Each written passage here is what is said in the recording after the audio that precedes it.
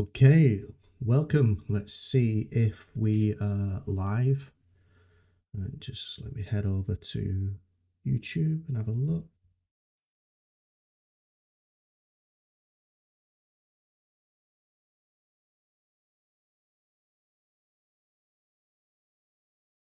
Nothing yet.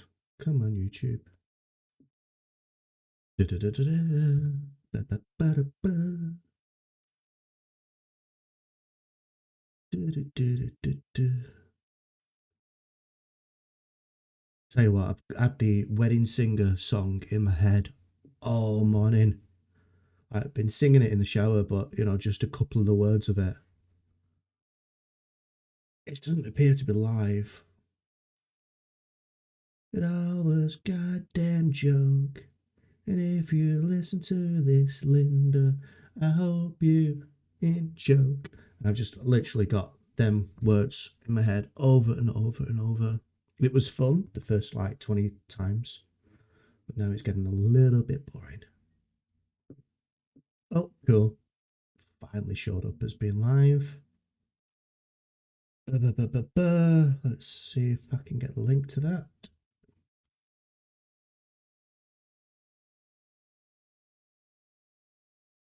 Let's head over to X. X. Good God. By X, I of course mean Twitter. So let's do a little bit of bashing. Oh, where's my keyboard back on English?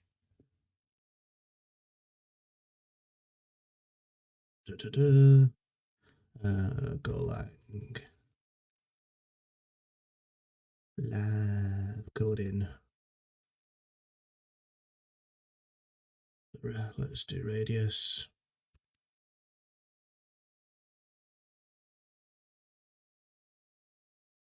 Right, so if anyone's wondering, no, I actually can type. It's just that I've literally, within the last week, had surgery. So I've had, I'm not going to show you in case you're sick, but I've had what they call bilateral carpal tunnel, which means both hands at the same time. The wife was not impressed.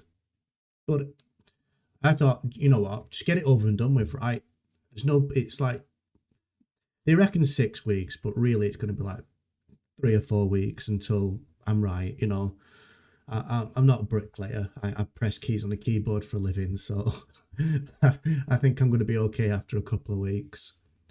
So I thought, do you know what? Just get both done. Right. I hope the sound's okay as well. Got this new setup, and I've noticed that every time I restart the computer, it resets all my levels down to half. So the mic goes to half, volume goes to half. So I've got to go into every setting and configure it. I've also got crisp for noise cancelling, and I've also got voice meter because I've got a really squeaky voice, which is really annoying. So voice meter there just so that I sound good.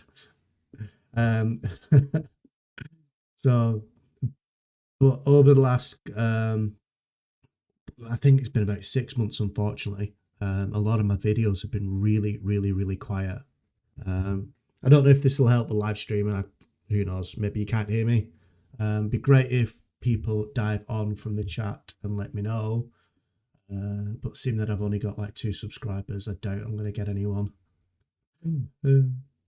Right. Did I even send that? I did. Cool.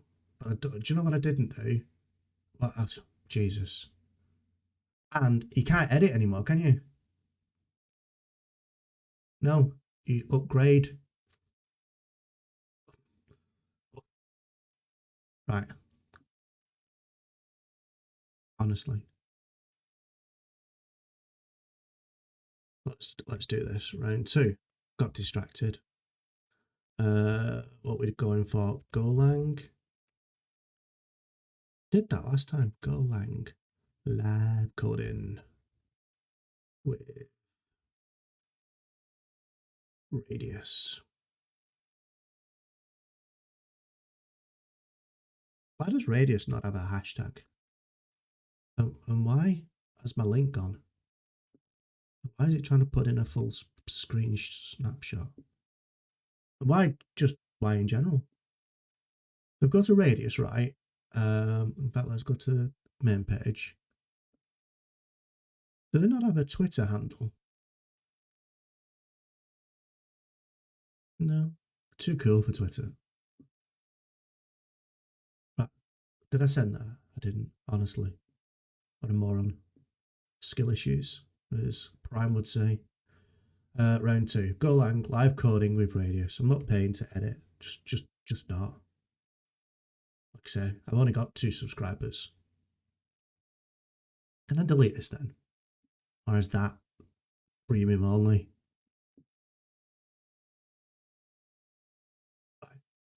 Nothing to see here.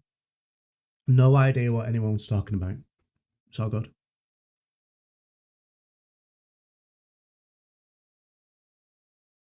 Right, okay. The reason I want to jump on is because doing some work for Radius. I'm doing some work. I'm submitting a PR that's like dead simple. Radius, and I did an update. I forgot to run the tests locally, and the test failed. And then I fixed that, and I didn't really check the results from the actual output, and I'll show you what I mean in a sec. And because of that, just got an update from them just saying, you know, can you fix this? So if we have a look at the original problem, in fact, let's have a look at Radius actually. So Radius, cloud native application, more than Kubernetes, it's a platform for orchestrating and helping developers orchestrate their platform. So what they're able to do is they're able to decorate the system with a couple of like bicep files or whatever, and it will then deploy infrastructure as well as services. And it's also got loads of other cool stuff like health checks and things. If you look at like the docs and the getting started, the first one is really great where in a couple of seconds you can actually set up an environment, run an app, and you'll have a fully fledged app with, you know, database connections and stuff, and app talking and saving to a database, all from just this one simple command. The beauty of it though is the fact that the way you deploy to production is almost identical to the way that you can develop and the way you can write code locally on your machine. And that's something that's a bit of a pain in the ass with microservices at the moment.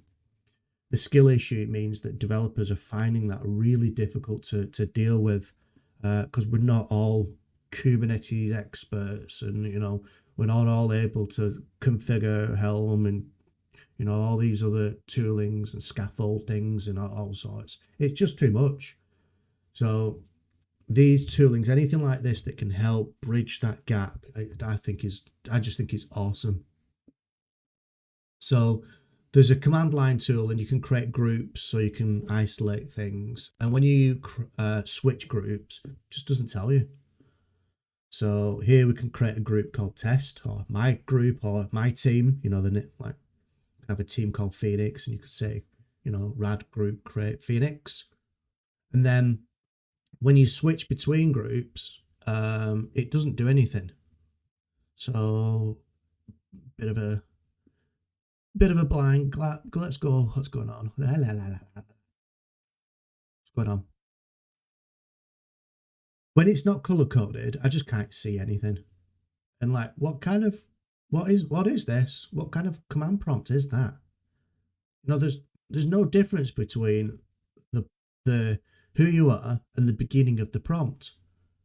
I'm assuming it's that, you know, percentage sign, the well-known percentage sign for here's your command prompt. Anywho, rad workspace list shows a list of workspaces, default and test with a T, test. Rad workspace switch to default.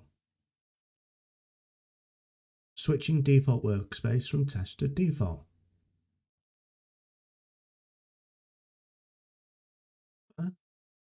Never noticed that before because I never really watched it.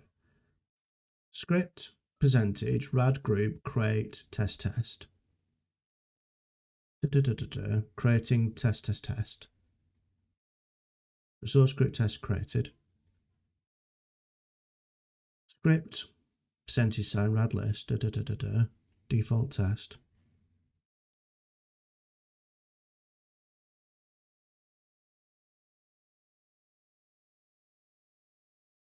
Do you know what? I just didn't bother reading this properly. Rad group show. Can't just do that on an empty thing. You need to show a thing. Rad group switch to test test. No output. Oh, I really cannot see this. Do you? It's like dyslexia or something. I couldn't see. It's rad workspace switch, and he got a nice message. Switching default workspace from test to test. Do you know what? I kind of like that. Switching default workspace from test to default. I like it. That's good output. That, no. Also, why does rad group list? Oh, got full screen. Anyway, why does rad group list not show you the selected? You know, if you run something in Kubernetes, it kind of shows you.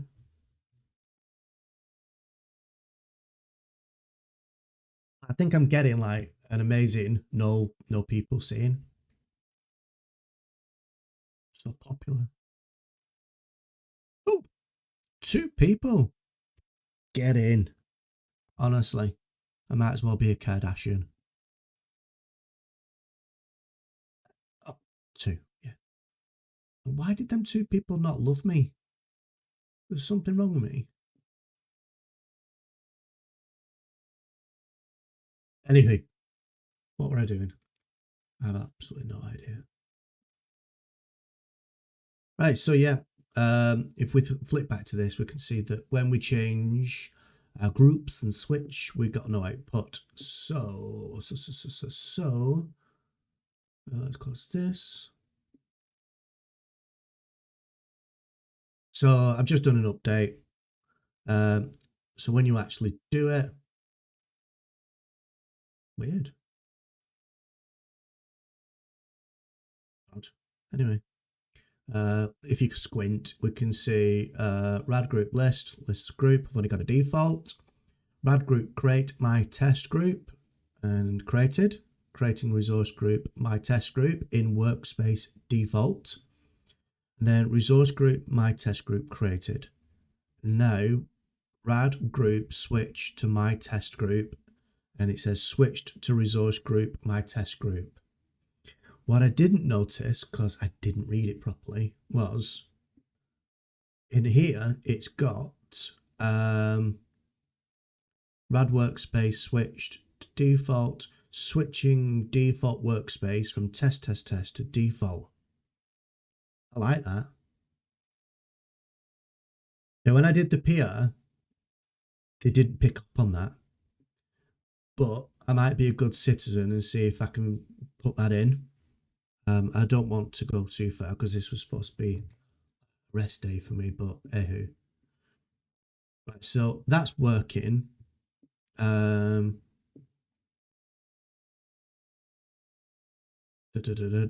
Assign group. So Yatimoshin has given me information about how to do this already. So let's just hold that to one side. But if we go into the pull request code,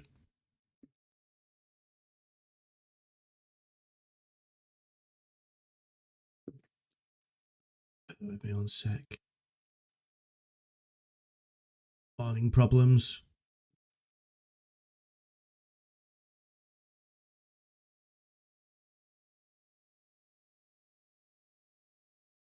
Helps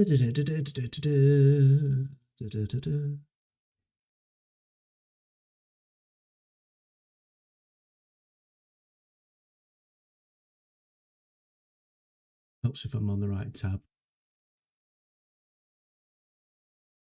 So that's why I couldn't see what I was doing. So when I first did this, I didn't think there were going to be tests. I mean, literally, it was just an output. So no excuse. I wouldn't forgive anybody else. So updated, added the tests. Weird that I keep getting 404s anyway. Anyway, updated, run the tests, and now the tests are passing. Basically, I just didn't have a mock for the output. I'll show you in a sec. And can you assert below to verify the output? Do you know what? Strong challenge from Ryan there. I should have put that in. Bit lazy that I didn't. Right, let's head over to editor, GitHub, load spaces. Got this beast here sat waiting for me. I love code spaces. I love the fact that you can just have a development environment set up and configured like Kubernetes and Docker and all your toolings and all your CLI stuff and all your Git repo and the code in exactly the same place as it was like last 3 months that you went and looked at it. Oh God. And then you could just have another one that's like Java if you know, them days where your boss says, got to do a bit of Java today. You can just click the link and, you know, you got Ant sat there, you know, you got a bit of Maven, you know, just going, hey, I remember you. And you just click build and it builds. It's like, honestly, takes all the pressure off. Watch it not work now. Right, so what have we got here? Let's see if I can go full screen and still keep streaming. It seems to be.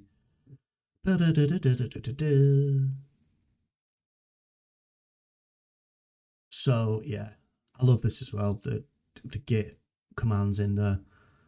So the Git messages that you can put in there and just go straight into your code. It's like magic. So they've got this output sync. Basically, you run this command to switch and create a new group. And when that happens, it will then run this test, come through, check that it's okay. Outputs to this output sync. This output sync is just a mock, so nothing there.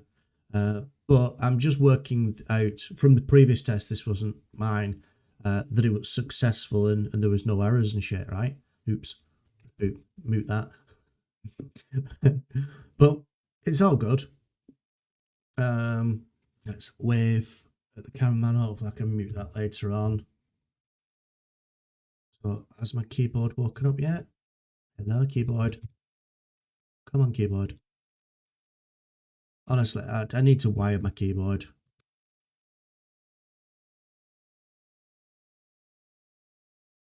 Why the hell's my keyboard not working? Here we go. There we go. Weird. So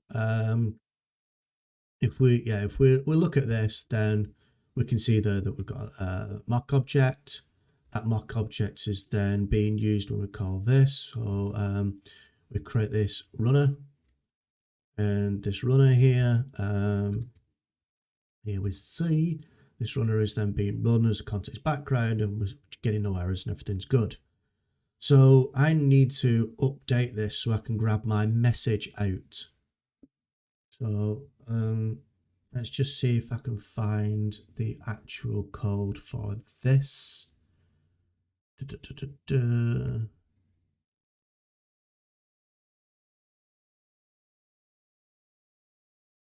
So switch. Runner. So I always find it easier just to run through the stack. So got a root, got a group, which group calls this. This group then has switch.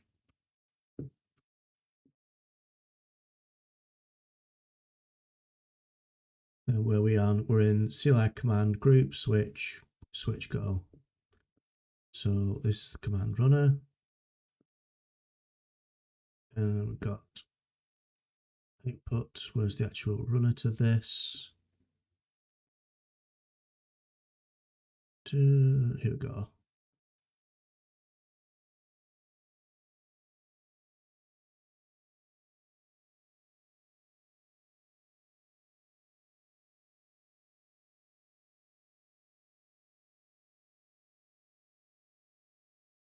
Which edit workspace? Silo workspace 2.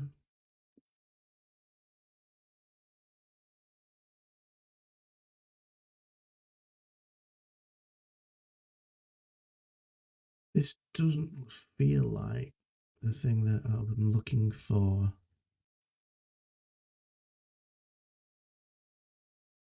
What's that? No. You are not my friend. That is not what I'm looking for.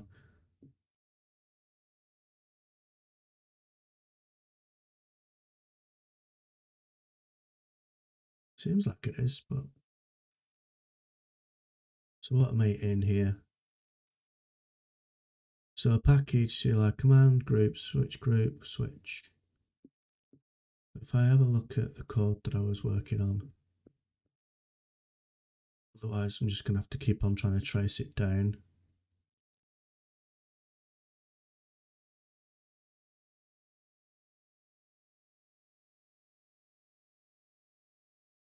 So yeah, I'm in the right place, just doesn't smell right, just doesn't look the same as what I was expecting.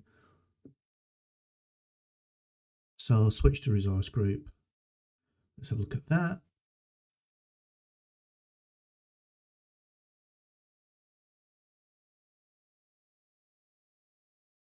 Didn't go far enough down. Yeah, runner. That's what I was looking for. Let's minimize all this stuff, right? Because it's getting in my way.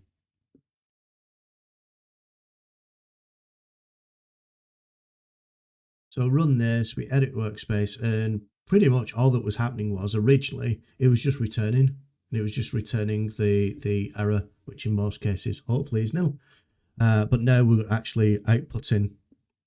So I want to update that to say switched from to. I think that was really nice syntax.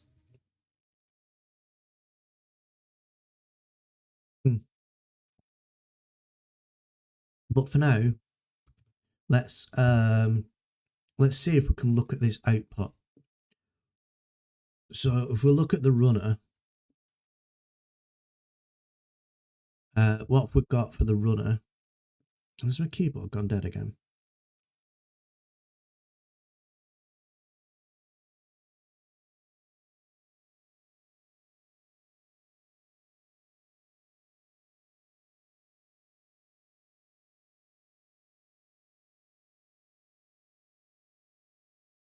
Been real skill issues here. What's going on?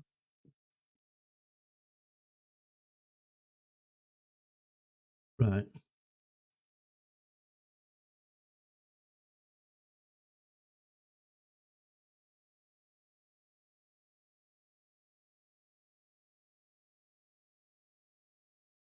Normal mode. G. Oh, that must have been a different mode.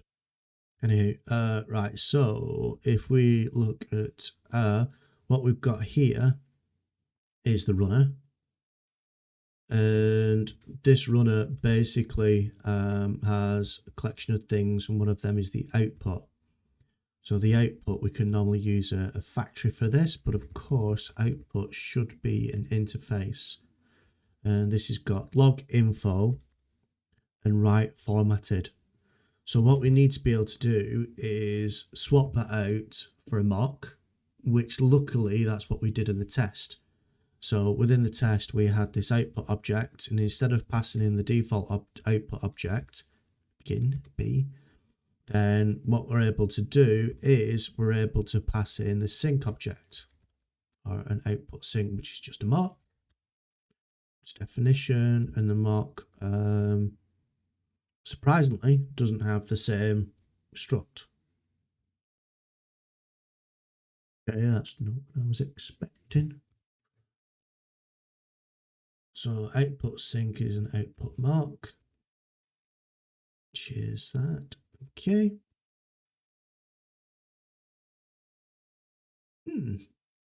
Right, I was expecting this mock to have all the definitions of the output thing, right? And I know I've got some code examples I could just click to it, but then if I click to it, I lose the chance for me to learn this stuff, right? So what I'm doing is I'm just poking around, having a bit of fun. You know, we're playing here. Part of a job, you know, getting paid 9 to 5. I would be focused on, you know, what the product owner told me and just get that done. But for this, I can play. That's the beauty of open source stuff. You can spend your time and just breathe, take it in, breathe it in. So when I looked at this switch here, there was an output. This output is an output interface.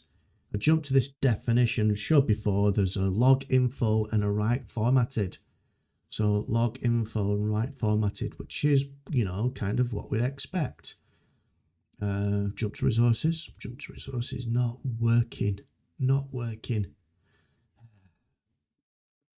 So if we go down here, we've got output log info, and log info is part of the interface, so the world is good, right? But if we have a look at switch test and we look at this, the mock output is a struct. Now, has this got anything else? Yes, it has log info and write format. So,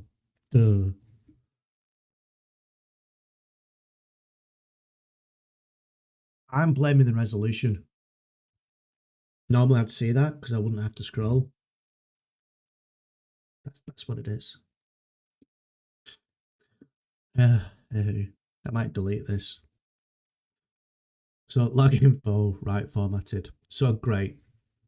We've got this mock. It's gonna implement these methods. Do a lot of C#, so this still throws me. So of course the mock doesn't have to implement the interface. This mock structure here has these methods, so its signature smells like duck typing, smells like a duck, quacks like a duck, paddles like a duck, swims like a duck, has babies that are called chicks, and is therefore a duck. Same for this, we've got mock output. It smells like an logger, and therefore probably is one. So what we're able to do is use this, and have we got anything else sprinkled in here? Could have. I'd need to do a search for all references. Can I do that in this? That's not really what I want. Find all implementations. No.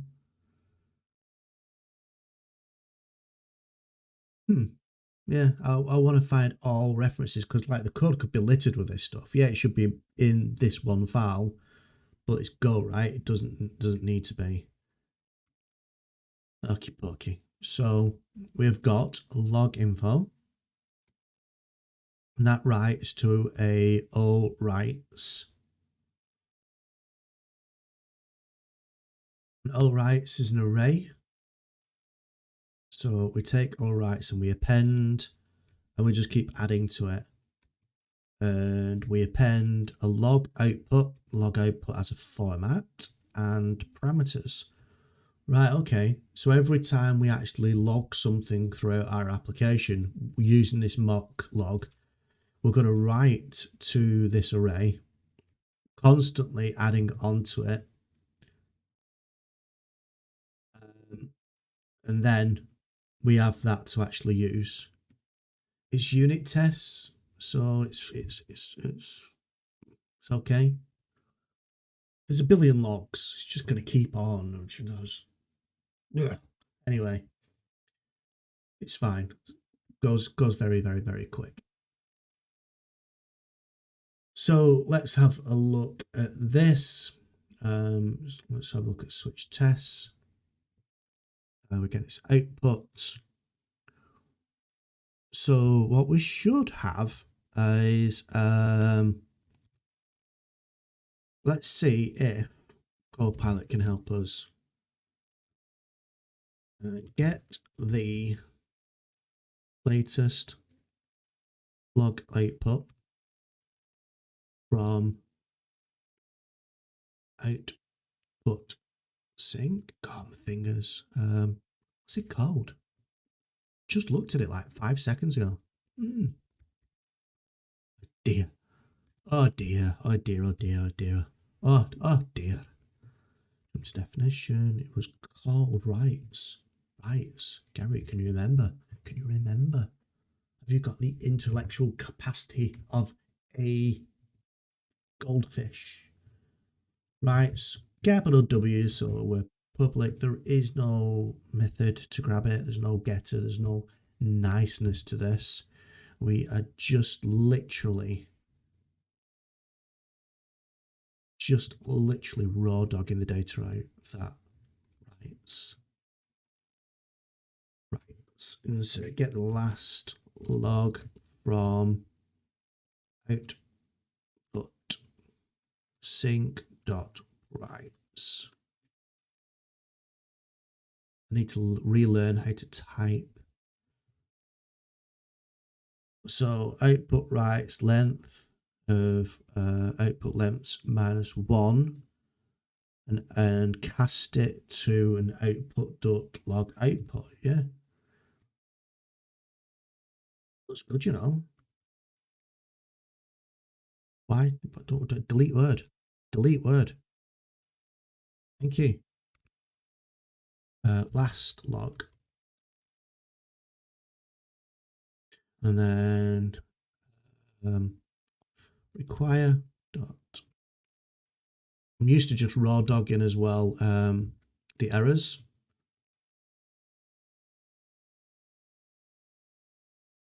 So you know, but this is my keyboard once again. Insert mode, please. I'm already in insert mode.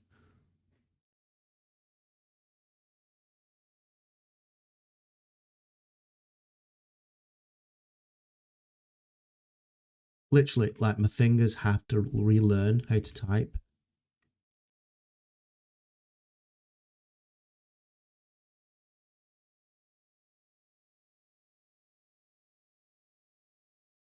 So switch to resource group. That's pretty cool. Come on, save. That's one of the things with this editor, because it's you know, I'm because of my hands, I started switching to Vim, NeoVim. Obviously, I think everyone's heard of NeoVim, and almost everyone's afraid of it. But because of my hands, I needed to keep my fingers near the keyboard. Because of that, I realised I type like crap. My hands are all over the place. I'm just doing mad stuff, like crossing my hands and everything as I'm typing. Just really bad habits. So I'm trying to get used to home key keyboarding, and I've started using NeoVim so that I'm trying not to use my mouse as much. I'm trying to keep my fingers really still. And because of that, I'm using the NeoVim editor, or the Vim editor within VS Code. It's okay, but there's quite a few things missing, and there's quite a few commands that just don't work. And of course, none of your personal shortcuts are there with this. So I'm gonna have a look to see if there's like a NeoVim plugin that connects to CodeSpace. Because if there is, oh, I'm gonna get on that. So that looks pretty good. Let's see if this test runs. In fact, what I like to do, because I am weird, is insert xxx, control save. Yep. I don't like seeing tests just instantly turn green. You know, you run a test and it instantly turns green. To me, there's an error or there's a chance there that, you know, you got there by fluke. You know, assert true is true type stuff. You know, you're not really testing what you think.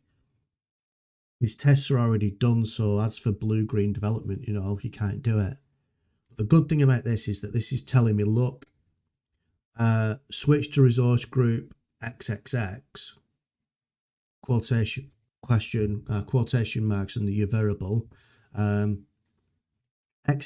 Of course, that wasn't going to work because that's not in the code. But my tests are failing, and I can see that I'm getting exactly what I expected to get. It's a bit anal, I know, but I prefer it. That's why I like test-driven development, because I get the failing tests first, and then I actually see them pass as I write good code. Well, code that actually, you know, does the job. Whether it's good or not is up for the PR debate. But this way, what I'm able to do is I'm able to actually really see, you know, that this has actually worked and that this is doing what I expected. So that, you know, when I run that test again, we're going to actually see it pass. We're going to actually get that successful feeling, and we're going to know, right, yeah, that did work. So that was able to get the string value, but I also want the actual value of the parameter that was passed in. No idea how to do that. So last log dot format params, and params is just an array, right? Wasn't it? There was nothing special about it. In fact, it says they're an array of anything. Array of anything, really? That could be a problem. No, there was only one param passed in. No, it's not a map. It was just an array, isn't it? So are we talking that nonsense?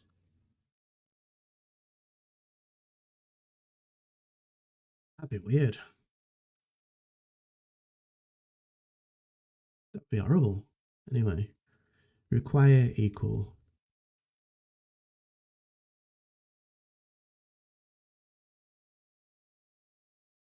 See,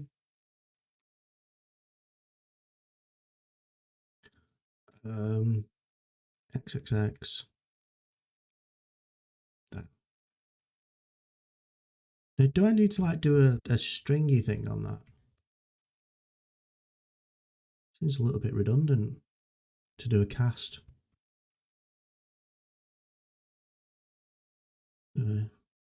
Maybe.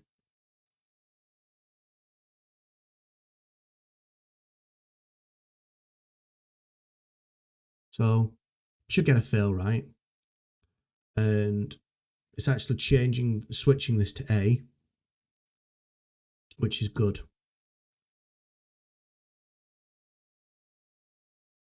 Now that's the only parameter that goes in there,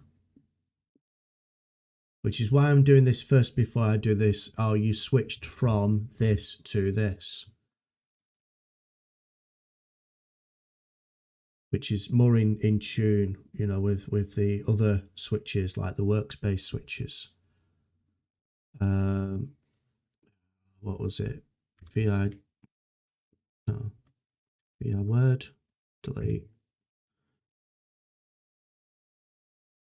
insert A. Let's write that puppy and let's run these tests again.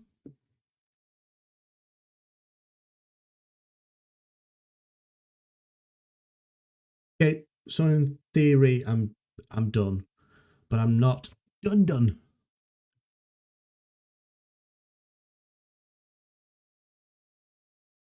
Let's have a look at this, and I think I got a list, didn't I? I got a link to the output. So if we have a look,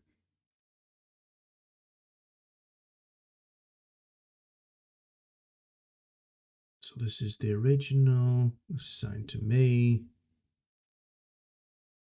Pull request. Me. Don't know if I opened it. I think I did, but I don't know what I did with it.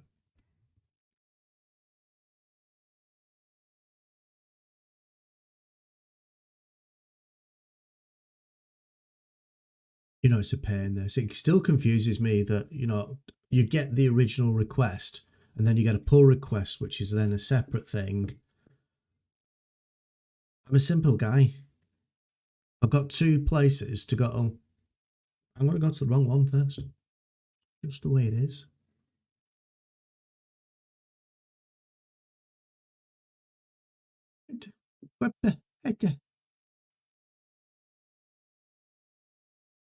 Here is where the logic of switching groups resides. We need to do an update on this file, but shouldn't forget to create an update necessary unit functional test.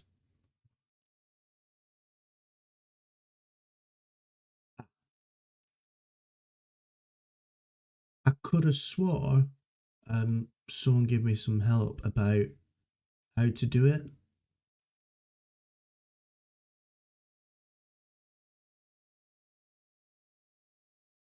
Maybe not.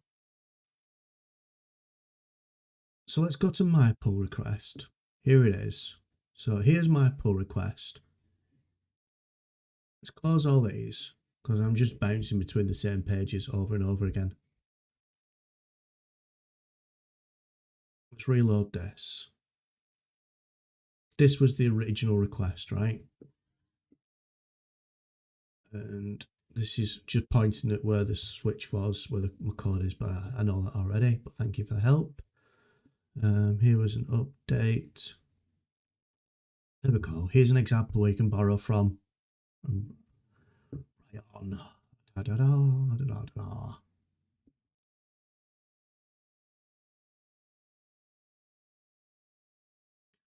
So an expected block, an array, any, output log format, format parameters of that of that,